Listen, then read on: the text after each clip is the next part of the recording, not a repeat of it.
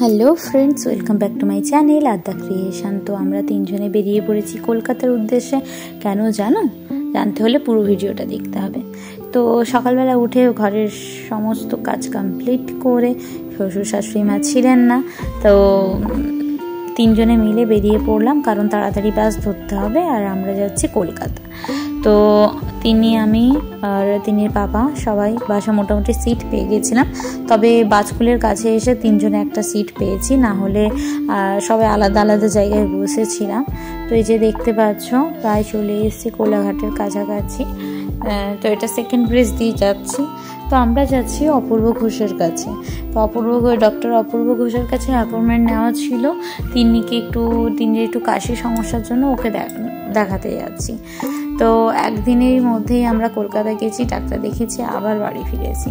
তো মেট্রো স্টেশনে আমরা পৌঁছে গেছি, দমদম মেট্রো স্টেশনে। তো ওখানটায় তিনি বলে একটুখানি কোল্ড ড্রিঙ্কস খাবে, ওই জন্য ওর বাবা গেছে কোল্ড ড্রিঙ্কস আনতে। তো তিনজনে মিলে একটু করে কোল্ড ড্রিঙ্কস খেয়ে নিলাম।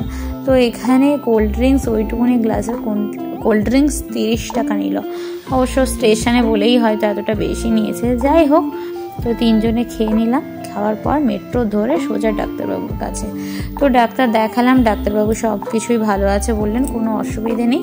তারপরে একটু টিফিন করে কিন্তু আবার তাড়াতাড়ি ব্যাক হয়েছে, কারণ পরের দিন ডিউটি জয়েন করতে হবে। তো এখনকার মতো টাটা, আবার দেখা যাচ্ছে অন্য কোনো